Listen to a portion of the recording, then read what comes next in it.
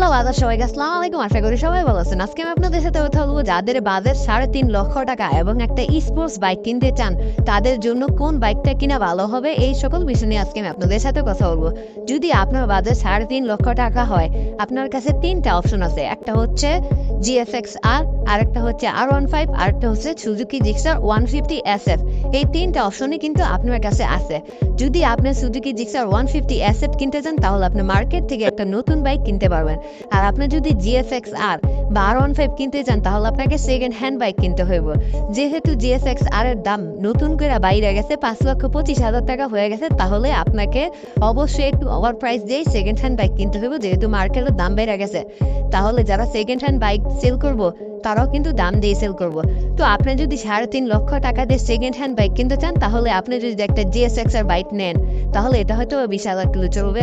একটা R15 যদি Indian নেন তাহলে এটাও হয়তো 20,000 কিলো চালানোর পরে আপনার কাছে 3.5 লক্ষ টাকায় সেল করবো। আর একটা যদি ইন্দোনেশিয়ান R15 ভার্সন 3 নিতে চান তাহলে হয়তো 30,000 কিলো চলার পরে আপনার কাছে 3,50,000 টাকায় সেল করবো। তো এই তিনটা অপশনই আপনার কাছে আছে। এখন যদি আপনি 3.5 লক্ষ টাকার ভিতরে একটা GSX R বা R15 ভার্সন 3 নেন তাহলে কিন্তু আপনার বাইক কেনার পরে কিছু কাজ করাইতে হইব। যেহেতু বাইকগুলো 20,000 কিলো আশেপাশে চলবে বা ওভার চলবে, তাহলে তারপর আপনাকে চেইন স্কোপ পাল্টাইতে হইব, চেন পাল্টাইতে হইব, টায়ার চেঞ্জ করাইতে হইব এবং বাইকের কিছু টুকিটাকি কাজ করাইতে হইব, যেটা পরে আপনাকে আরও 20,000 টাকা এই বাইকটার মধ্যে অ্যাড করতে হইব। আর GSX R এই বাইকটা কেনার পরে আজ পর্যন্ত আমি দেখিনি কোনো মানুষ বা কোনো ইয়ং জেনারেশন এই বাইকটাকে একটু যত্ন করে চালাইছে। আমি দেখছি যে যারা এই GSX R কিনছে সবাই এটারে ফিরছে এটার সবসময় সেটা লুচিয়ে রাখছে এবং অন্যরকম ভাবে চালাইছে।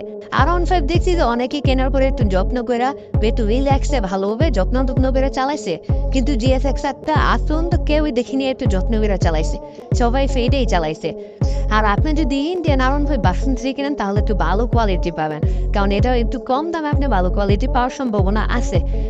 আর আপনি যদি সেকেন্ড হ্যান্ড বাইক কিনতে চান তাহলে সবসময় সেকেন্ড হ্যান্ড শোরুম বা দালাল থেকে একটু দূরত্ব বজায় রাখবেন। সবসময় চিনা পরিচিত কোনো মানুষ থেকে পারলে সেকেন্ড হ্যান্ড বাইকটা ক্রয় করে নেন, তাহলে আপনার জন্য সেটা ভালো হবে। আর যদি মানুষটা দূরের হয় তাহলে একজস্ট পাইপ খেয়াল করবেন এবং ইঞ্জিনটা খেয়াল করবেন এবং গাড়ি কোনো বড় সড়ো অ্যাক্সিডেন্ট হয়েছে কিনা সেটা খেয়াল করার চেষ্টা করবেন। তাহলে আপনি 3.5 লক্ষ টাকা দিয়ে একটা ভালো স্পোর্টস বাইক পেতে পারেন।